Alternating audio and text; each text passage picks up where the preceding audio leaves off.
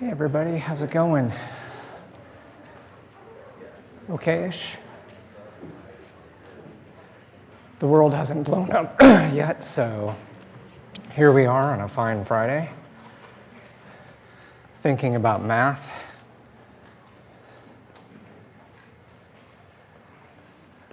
So, how was discussion lab? Good, bad, didn't go? Goodish. So let me just remind you how the labs are supposed to work. Scott's put out a video. Scott's put out a notebook. And these notebooks are supposed to help you, not just with like what it did this time, with just a bunch of review of NumPy and stuff like that. But there's going to be these multiple choice questions that are self-guided that will tell you when you pick the wrong answer so that you can think and practice thinking about the math, right? We may even do something more elaborate with mathematical work in LaTeX inside the notebooks if we get that infrastructure set up. But the idea is it's all going to be self-guided. So you can do these notebooks on your own time after watching the video. But I really, really encourage you to come into section. Because if you come into section and you watch the video on your own in section and you work on the notebook on your own there, then Ted and Scott and Takin and Sukanya and all of our people will be around. And we can have, like, if you're like confused on something, there's that moment when you can actually talk to a TA or an IA, where you could talk to each other, I don't know, right? Become better friends with your classmates and maybe start talking about your projects, which of course, this is a project-based course, right? And at the end of this quarter, we want you all to be in group projects working together on the same big thing. Now we're gonna push that much more starting in about week 4 or so. But being in discussion lab is a good place to meet and talk with people and decide, oh yeah, I totally want to do something economics related. Or here's 4 people that are totally into sports analytics, right? Whatever it is. You can find people, make connections. So while you can do everything totally remote, I encourage you to go to section. Right. And of course, you can go to section at any time. I know I said this already, but you don't have to go at your time. You can go anytime. What is it? Is it from 9 a.m. till 1 p.m. in a block in the same room? So you can dip in and dip out as you need, right? And that's another thing that self-paced, watch your own video, do your own notebook gets us, is that there doesn't have to be synchronous anything. Okay, any other questions, concerns? Want to share with us what you did for your winter vacation? No? Yeah. I cannot hear you from this far away. Hindi? You know, like the like engine. Unity, not Hindi. Unity game engine, cool. Programming projects galore. My programming project was learning how to use that Jupyter quiz thing that you guys did in the notebooks.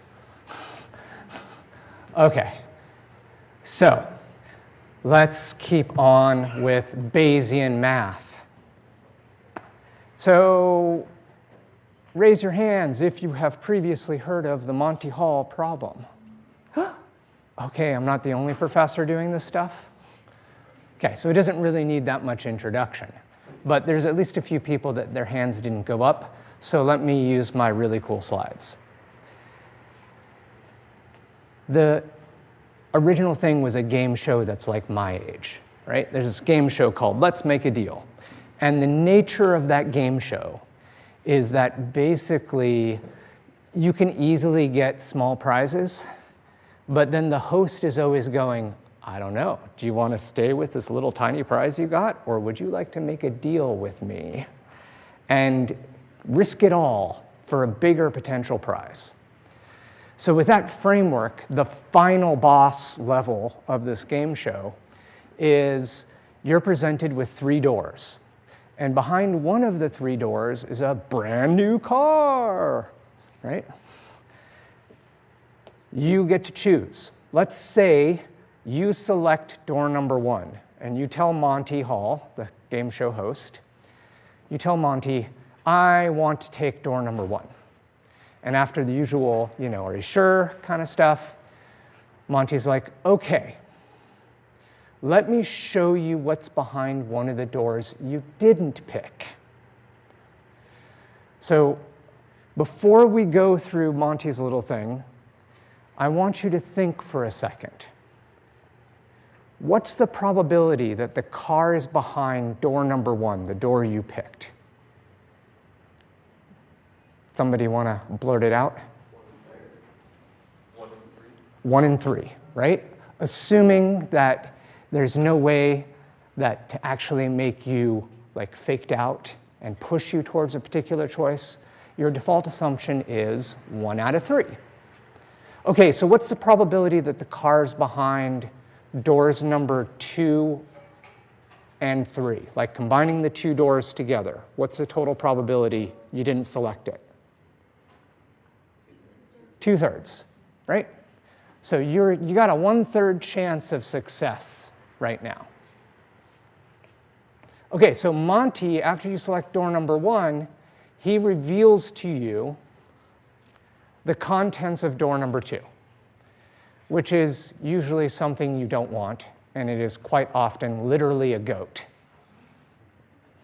Okay, so there's this goat behind door number 2. Now Monty offers you a choice. Do you want to stay with your original door number 1, or do you want to switch to door number 3? What? Switch. Why? Because there's a better chance that it's the other door if there's a 2 in 3 chance that there's no other door. That is in fact the intuition, right? The intuition is if you switch, you have a better chance of being right. Because right now you need to think about those probabilities, right? If we rewind time, you had a 1/3 chance of being right previously.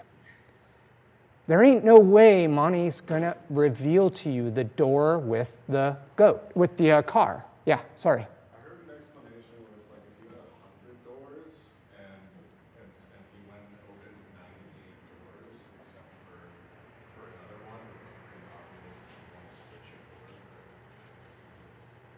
Yeah, that is another great intuition builder. We can expand the number of doors, but let me finish with this one first, right? So with the Monty Hall, when he gives you the goat door, he's never going to pick the car door to reveal to you the car. He's always going to pick the goat door you didn't select. So this 2/3 probability in the doors you didn't choose all concentrates down into door number 3. And the intuition that you're going on is imagine a version of the Monty Hall problem where there's 100 doors. You pick one door, you know you have 99 out of 100 chance of being wrong. But then after you've picked that door, Monty opens 98 of the other doors. And there's only one door left unselected. And it's very, very obvious what you should do when you expand the problem, right? So this is the intuition of the Monty Hall problem. Now, the reason I'm telling you all this is because you can prove it with math using Bayes, right? So we've been talking about Bayes. I'm putting this forward to you, that what you want to calculate is the probability that the cars behind door 3, given that you've chosen door 1 and Monty opens door 2. Okay? That's what you want to calculate. And knowing Bayes' rule, the probability of A given B is equal to the probability of B given A, probability of A normalized by the marginal, right? We can do this. We can flip it around and write it in terms of things that we can calculate. And you can prove to yourself that this is indeed, the intuition is intuition, but this is a proof. And I'm not going to show you the proof because it's going to be on A1 as a homework problem. Okay? But it's not that hard. You should be able to work it out. And of course, there are people in discussion labs and homeworks to help you out with that. Okay? So that was the end of the lecture number 2 that I didn't get all the way through last time. Let's see if we can do some estimation, huh? So, if you watched the pre-lecture video, it went pretty hard and fast, huh? Right? A lot of math real fast. What I want to do today is try to draw out a little bit more from that and give you some intuitions. But in the end, to see the proofs, you're probably going to have to go see those lectures. Okay? So, Bayes in the formulation of integrating new evidence to improve your beliefs. Just want to remind everybody how this works. We've got the prior probability of a hypothesis, right? Any particular hypothesis we want to put forward, like it's a fair coin. Before we start gathering evidence, what do we think is the probability that any given coin we pick up is fair? Then we acquire some data. We observe some data D. Now, given a hypothesis like the coin is fair, we can calculate what the likelihood is of observing the data. Right? That's just like basic probability. If I give you the mean of a distribution and then I give you a number, you can calculate what is the likelihood, I should say, given the mean and the standard deviation of a normal. Or for a Bernoulli, I just have to give you the p-value, right? But giving the parameters of any distribution, the very idea of a probability distribution function is, if I give you a number, well, you just say, how many standard deviations out on the normal is that? That's the probability of, observing numbers this weird or weirder is the area under the curve to the right on the PDF. So that shit's calculatable, right? The likelihood function is the probability of observing the data we have just seen given a hypothesis like the coin is fair, or given a hypothesis like the data comes from a normal distribution with mean 3 and standard deviation 1, right? You give me a model or a hypothesis, I can tell you, easily calculate the probability of observing the data. So we just need to multiply those two together and normalize by the marginal to get the probability of our hypothesis being true given the data we've observed. This is the so-called posterior probability. We start with a belief of the likelihood of a hypothesis. That's our prior probability. We integrate the likelihood of that hypothesis given the data we observed. Sorry, other way around. Likelihood of data given that hypothesis is true. Somebody should yell at me when I say things backwards. And then in the end, we get out the probability of the hypothesis, improved given the observation of that data. Prior, likelihood, posterior. Okay, so the task today is to talk about estimating parameters, right? when we talk about hypotheses, a hypothesis is, for instance, the data comes from a normal distribution with mean, blah, and standard deviation, whatever.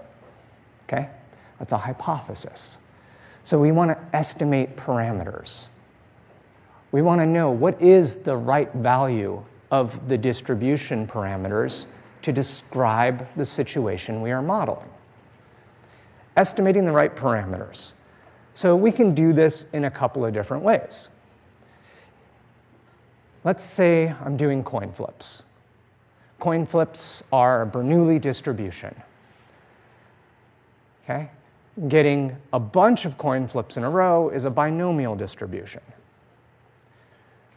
So I observe heads, heads, heads when I flip my coin 3 times. What's the probability of heads for this coin? What's the p-value of the Bernoulli distribution? That's what we're trying to estimate. Okay, so if you take heads, heads, heads, and you put it into scipy dot binomial.fit, what is it going to tell you? It's going to say the probability of heads is 1, because every trial was heads. I ask you, is it unlikely to get 3 heads in a row from a fair coin? Does anybody know what the exact number roughly is? Or maybe I shouldn't say exact number, the number roughly might be? 0.125? Yeah, I was going to say it's about 10 or 12%, isn't it? So did you just calculate it, or you? Yeah. Well, no, because it's 1/8. 1/8, yeah. So, right, so it's in the neighborhood of like a 10, 12% chance. 12 was what we heard. So that ain't bad, right? That'll happen pretty frequently. But yet, the frequentists just count up and fit the number. Well, that's called maximum likelihood estimation, right? And what it's saying is, I'm fitting the data. The data, the probability of heads, is the best guess for the real probability of the coin. The empirical probability is the best estimate for the process underlying. Now, this is fine if you've got loads of samples, right? It's called statistics, the law of large numbers. If you've got a lot of samples, you're going to converge to the truth. But where it breaks down is exactly a situation like this, where you got 3 coin flips. And it isn't that unlikely to get them to be all heads. Small samples are where statistics, and especially frequentist statistics, struggle. Okay. So an alternative is that we can use a Bayesian technique to make an estimate. We can incorporate a prior belief and moderate the fact that our data are weird. So the standard way to do the equivalent of maximum likelihood estimation in Bayes land is called maximum a posteriori, or MAP. So MLE is a frequentist, let's just count stuff, and MAP is a Bayesian version of the same thing, estimating the version of the parameter that maximizes that posterior, right? The posterior is the probability of the hypothesis given the data. It's the left-hand side of the Bayes equation. So we just pick whichever parameter maximizes that posterior probability, and that's MAP. Okay. Now, there are other ways to do this. You don't have to just pick the single best parameter in a Bayes approach. You can do what I often call full Bayesian inference, but I think most people just call Bayesian inference. I always like to add on the full, I don't know why. But Bayesian inference means I don't just want to estimate the single most likely parameter. I'm going to keep the distributional nature of everything. I'm going to say that there's a probability distribution function of parameters. And obviously, the things that have the highest value are the most likely, but it could be stuff on either side of that maximum, right? So we just keep estimating distributions of parameters instead of the most likely parameter. There's also another method that's called the Bayesian predictive method, where we don't estimate parameters at all, but we just estimate what's the next draw from the distribution, right? Given I just observed 3 heads, what's the likelihood of getting a 4th heads?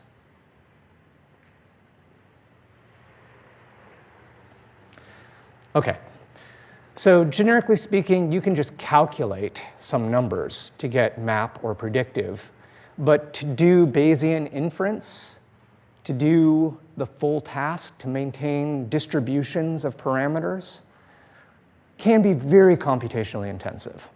The nature of solving the task is essentially a Monte Carlo simulation. So we're just going to keep resampling and resampling the data and repeatedly solving the task over and over again to sample the distribution of possible parameters. So it's pretty computationally intensive. It's easy to mess it up. Generically speaking, people use specialized tools like PyMC3 or PyStan or whatever to do this job. Okay, so I screwed up and I had the same slide twice. Okay, let's talk about maximum likelihood estimation. So again, MLE works really well as we get large sample size. Bing. But if you don't have large sample size, well, overfitting is a real risk, right? Think of our 3 heads. Our 3-head sample is not unusual. And if your data is off of what you would expect on average, well, if the data is unlikely, we're going to say that the unlikely data, we're trying to give it the maximum likelihood estimate, and so our estimate's going to be off, right? That's how we get overfitting. So one thing to note is the way MLE works, remember the likelihood function is the probability of the data given the parameters. It's on the right-hand side of the Bayes equation. That's the likelihood. We're trying to pick the parameter that maximizes the probability of the data. Okay? That's how we do this. By the way, if you haven't seen this notation, to say theta star or theta hat, little circumflex, is to say this is the thing I am estimating as the optimal parameter. Okay? And if you haven't seen it before, this idea, argmax, is pick the parameter theta, which maximizes the term here, the likelihood. I know some of you have not taken 118A already, so you may not be familiar. Okay? But if you add 118A, you've seen a lot of this kind of stuff. But let's review it anyway. So doing MLE, finding the optimal value, that argmax, that's an optimization problem. To do optimization, what we need to do is we need to calculate what is that parameter that maximizes the probability. This is generically done in analytic terms with convex functions if it's possible to make it convex, right? Because a convex function has this unique thing where we can figure out the optimum value of it analytically. And if a function is not convex, we probably can't do it analytically. We've probably got to do something like gradient descent. Okay? So it's important to us to define convexity. How do we define convexity? So here's some function. It's a shape on the screen. Is it convex? Well, your eyeball meter might say that it is, or maybe you don't even know really what convex means. But let's show you how to do it mathematically. We use a tool called Jensen's inequality. What is Jensen's inequality? What we start with is the idea that we can pick any 2 points on the x-axis of that line. We're going to call them w sub 0 and w sub 1. Just pick them, any two at random, okay? Once we've picked two random points, we can draw a line between them, a straight line. So picking the x values, we got a particular y value because of the curve here, right? So we picked these x's, or sorry, I should say w's, which define the horizontal axis. And we got this line in between.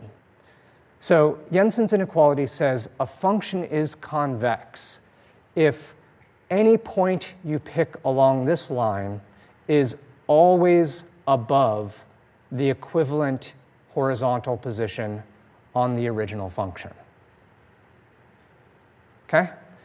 So that's what the two terms are. The left-hand side of the inequality defines sliding this red dot back and forth between w sub 0 and w sub 1. We're just doing a mix, a linear mix of the line between w0 and w sub 1. And the right-hand side of the inequality is just moving the blue dot similarly across the function L in those same space. So if the chord, that's what this thing is called, the chord is always above the line of the function itself, it is a convex function. So intuition-wise, it just means that there's a cup shape with no wiggles, right? So for instance, this right-hand side is not convex because I can pick a blue point on the function and I can pick a chord that breaks this situation where the blue is above the red instead of the red being above the blue. Anytime the function turns back on itself, it means it's not convex. Okay, again, convex functions are great because convex functions have one and only one optimum. So I ask you, is this a convex function? Raise your hands if you think yes. Raise your hands if you think no. Raise your hands if you think it depends on how you're asking me. Okay. So it's a concave function, right? If I wanted to describe the shape is cup down, which means concave. So in the sense of describing the shape, the answer is no, it's not convex. But any concave function can be turned into a convex function with the application of this high-tech thing called a minus sign. If you take the negative of the concave function, it's a convex function. So if you ask me from the standpoint of, can I analytically find the one and only one optimum solution the way I can with a convex function? The answer is yes. Okay?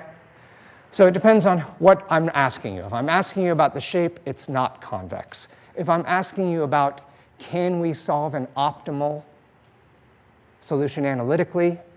Yes, it is convex. Everybody confused? Okay, so if I want to find the maximum of a concave function, that is exactly equivalent to finding the minimum of the negative of that function. These are equals, right? Same deal. So the same optimization takes place. How do we do the optimization? Well, these magic functions, convex functions, all we got to do is take the derivative of it. Because the derivative, the place where the derivative is 0, where it's horizontal line, that's the optimum. Right? So if our function is convex and we can differentiate it, then all we got to do is take whatever the function is. In this case, it's a quadratic, right? W squared, so it's quadratic. We just got to take the derivative of that quadratic, which hopefully you might be able to do since this is w squared. The highest term in the derivative is 2 times w, right? The derivative of constants drop out. We all remember our basic calc.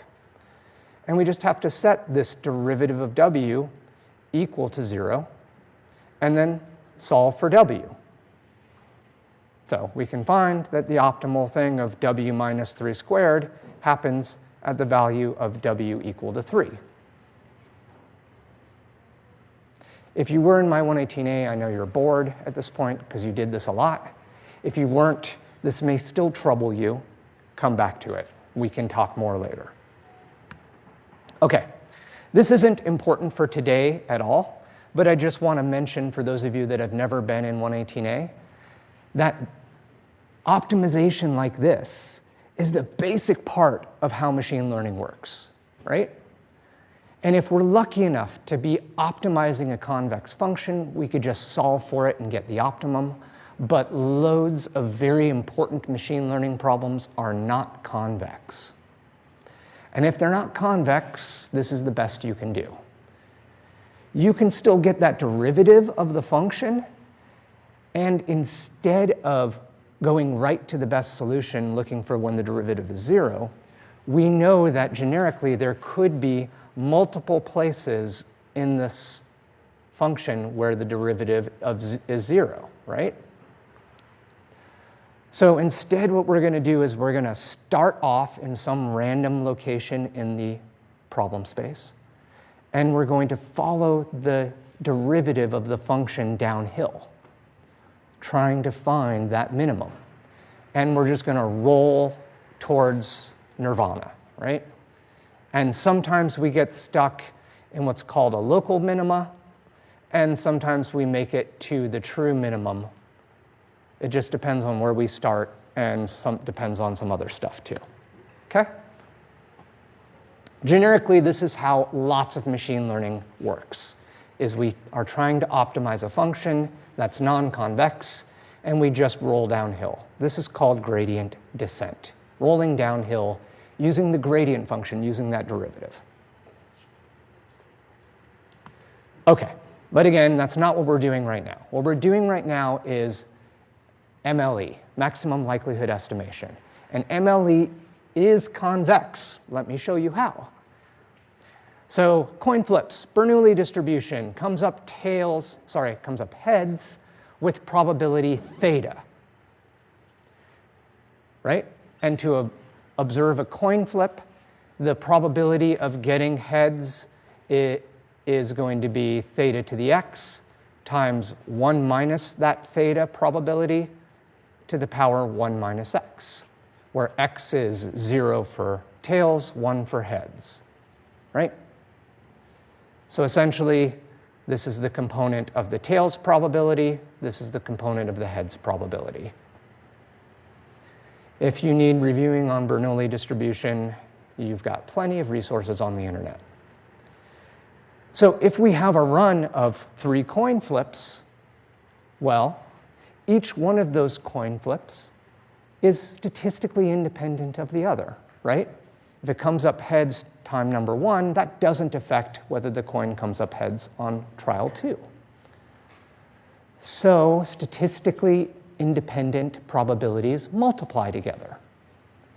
So to see 3 heads in a row is to say it's the product of 0.5 times 0.5 times 0.5 with a fair coin, right?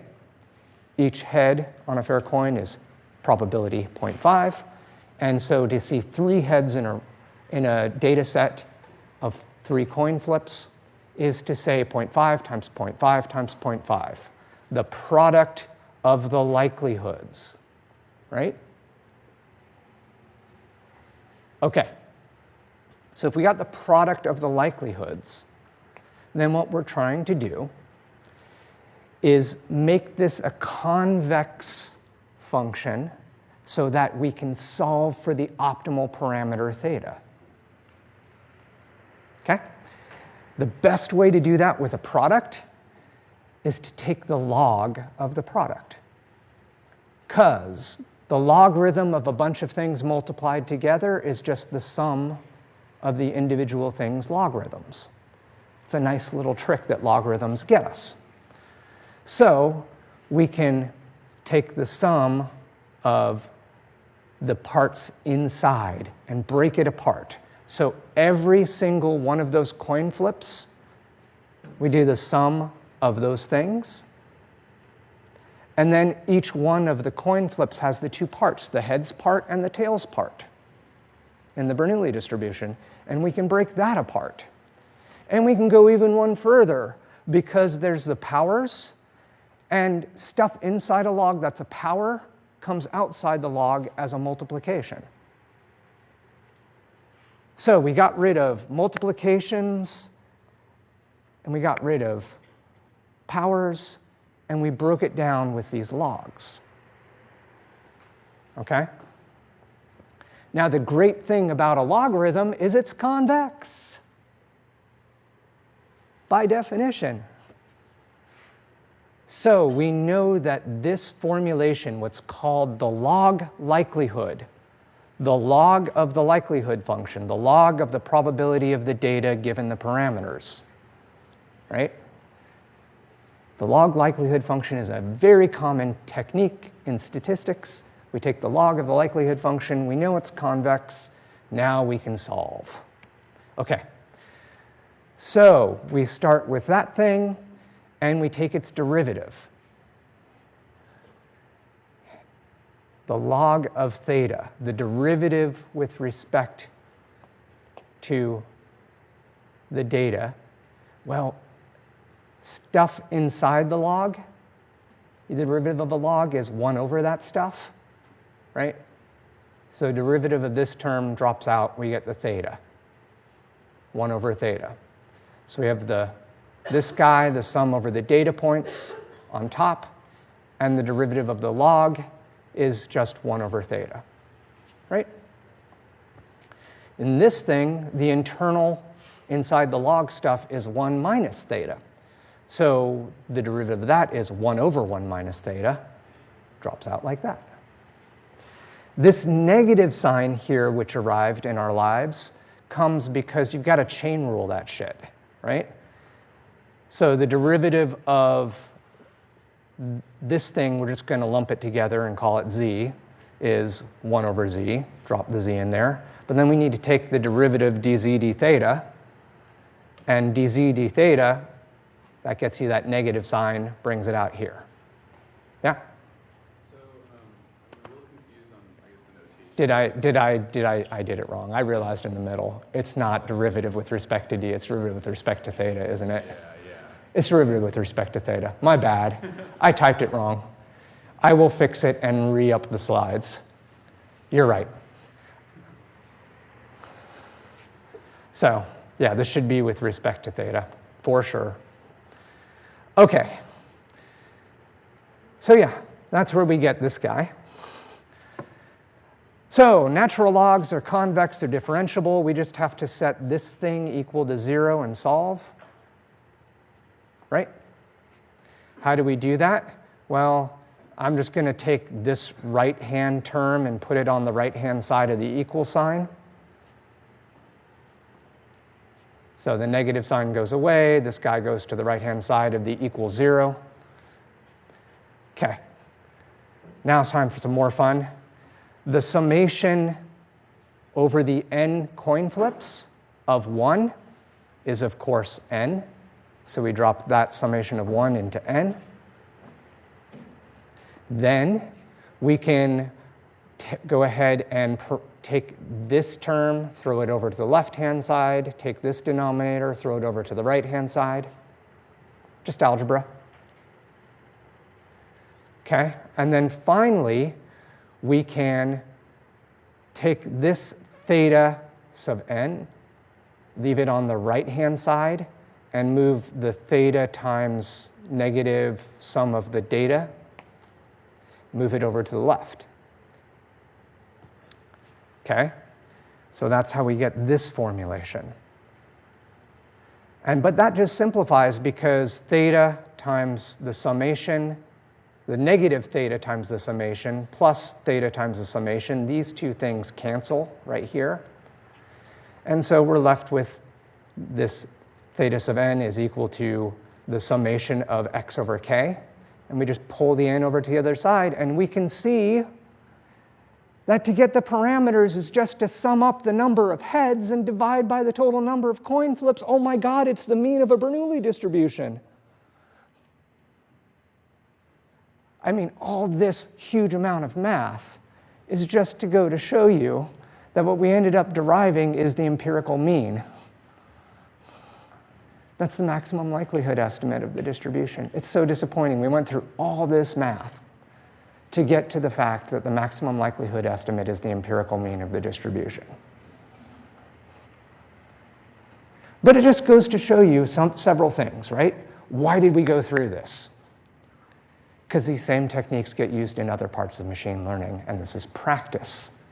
Practice at a place where you know exactly what the right answer is, so you could go through this again, hopefully, and convince yourself that these kinds of procedures can lead to the right answers in more complicated situations, right? Okay, so MLE estimation is just calculate the empirical mean. So that means if we see heads, heads, heads, we estimate the parameter of the Bernoulli distribution to be 1. And if we see 4 heads and a tails, well, we estimate the parameter be 4/5. Right? Okay. Bayes time. So the difference here is that we've got that prior, right? What we're saying is our hypothesis is we want to get the right set of parameters. We want to maximize not this thing here. This thing is what we were maximizing for MLE. We want to maximize this thing, the posterior distribution. Okay. So I want to go on a completely tangential rant. Why do t-tests suck? A t-test or any other null hypothesis testing framework, right? Anything you've ever learned about, ANOVA, t-test, Wilcoxon rank sum, all these statistical tools, they're frequentist in nature. They are using that empirical value, right, out of the distribution. The probability of the data given the hypothesis is what's being calculated. The p-value on a t-test is this thing right here. The probability of observing data, this weird or weirder, given the null hypothesis that the two things you're testing are the same. It's that likelihood function right there. That's what the p-value in a t-test is. It's this thing right here, given a null hypothesis as your hypothesis. That's the null hypothesis statistical testing framework. Okay. But we act like that p-value is the posterior probability. We act like that's the probability of the null hypothesis. But, I mean, right here in front of you, you know Bayes' rule. You know the stuff on the right-hand side is not equal to the stuff on the left-hand side, except for some very, very weird situations. So we always act like the p-value on a t-test is this, but in fact, it's usually an order of magnitude off or more, because it's rare for the probability of the null hypothesis to be something close to 1. So when does null hypothesis framework work well? Doing a t-test works well when your null hypothesis probability is close to 1. When we're pretty sure we already know the answer, the p-value of a t-test is a good approximation of the actual posterior probability. So this is why, generically speaking, you should never interpret a p-value as the probability that you're right. It is proportional to it, but there's this big missing prior, okay? All right, we're probably running out of time. I'm probably not going to get all the way through this. So let's note this, right? What was in the pre-lecture? We were looking at how can we take a binomial distribution or a Bernoulli distribution as a likelihood estimate, either one, and run it through Bayes. Well, we need to get out the same kind of posterior distribution that we started with, right? This is the task. If we start with a exponential family kind of thing, we want to end on an exponential family kind of thing. It really makes our lives hard if we switch distributions as we go from right-hand side to left-hand side on the Bayes rule, okay? So there's this whole concept of conjugate distributions. Because Bayes' rule involves multiplying this distribution by this distribution, we want to pick two shapes that when multiplied together end up with the same shape on the left-hand side, okay? So a binomial or a Bernoulli, both of them are exponential families. And if we start with a likelihood function that's an exponential family, if we multiply it by a beta distribution, which is also in the exponential family, we can show that we will end up with another exponential at the back end of it, okay? So we know our model is drawing coin flips from a Bernoulli distribution, and we know this thing in here is exponential. So we need to pick our prior to make sure that left-hand side is also an exponential. So we know how Bernoulli works. We can just put that probability of heads to the power of the number of heads, probability of tails to the power of number of tails. That's our likelihood function. We've already been through that just previously, just the last couple of slides with MLE. What we need is, what the heck do we put here? What is our prior? And that's going to be this beta distribution that I was telling you about, okay? So the beta distribution is also exponentially set up, right? It's got the same sort of shape to it. It's got a parameter to a power, 1 minus the parameter to a different power, just like our Bernoulli, which is exponential. So cool stuff, right? If you have stuff to the power, you can just end up collapsing it into putting these things, a minus 1 here, collapses inside the power as an addition. Stuff to the power times other stuff to a different power is the same thing as the stuff to add the powers together in a single lump. So that's where we're going to go, and I guess I will be finishing this up next time.